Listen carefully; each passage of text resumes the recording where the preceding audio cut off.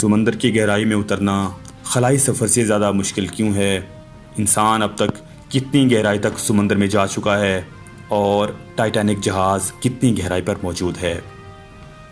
ناظرین، دنیا بھر میں صرف چند لوگوں نے ہی بحر اوقیانوس میں 3800 میٹر گہرائی میں موجود تاریخی بحری جہاز ٹائٹینک کے ملبے تک رسائی حاصل کی ہے اور وہاں تک تفریحی سفر کیا ہے، کیونکہ چند لوگ ہی اس تک رسائی حاصل کر سکتے ہیں۔ سمندر کی گہرائی کا سفر کرنے کے لیے صرف مالی وسائل کا ہونا کافی نہیں، بلکہ سیاحتی سفر سے ہم آہنگی اور ممکنہ خطرات کے بارے میں علم ہونا بھی بہت ضروری ہے۔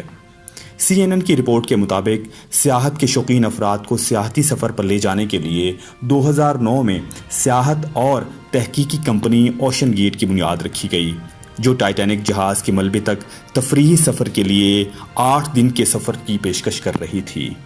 کمپنی کی ویب سائٹ کے مطابق زندگی میں ایک بار اس انوکھے اور دلچسپ ایڈونچر کی لاگت $250,000 رکھی گئی ہے۔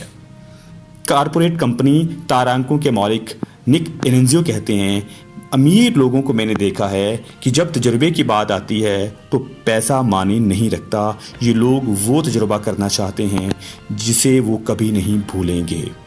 نیشنل اوشنک اینڈ ایٹماسفیرک ایڈمنسٹریشن کے 2022 کے اعداد و شمار کے مطابق اگرچہ لوگ ہزاروں سال سے سمندر کی سطح کو تلاش کر رہے ہیں، لیکن انسان سمندری سطح کا صرف 20% حصہ کا نقشہ بنانے میں کامیاب ہوا ہے۔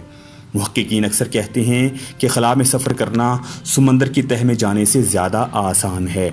اوشانوگرافک انسٹی ٹیوٹ کے مطابق ایک جانب جہاں 12 خلابازوں نے چاند پر 300 گھنٹے گزارے ہیں، تو دوسری طرف صرف 3 لوگوں نے سمندر کی گہرائی کو تلاش کرنے کے لیے سمندر کی تہہ میں 3 گھنٹے گزارے ہیں۔ خلائی ایجنسی میں 30 سال سے زیادہ عرصہ گزارنے والے ڈاکٹر جین فیلڈ مین کہتے ہیں کہ ہمارے پاس زمین کے مقابلے میں چاند اور مریخ کے نقشے بہتر ہیں۔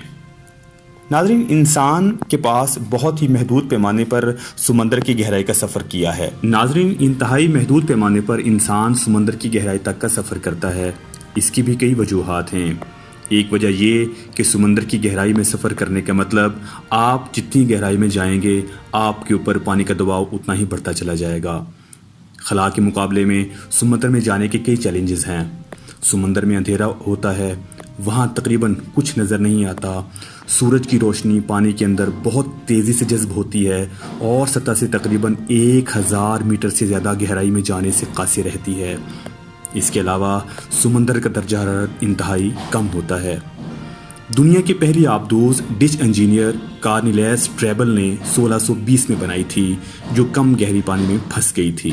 بعد ازاں جب سونار ٹیکنالوجی ایجاد ہوئی تو سائنسدانوں کو 300 سال لگے، تب جا کر سمندر کی گہرائی کی واضح تصویر کا پتہ چلا۔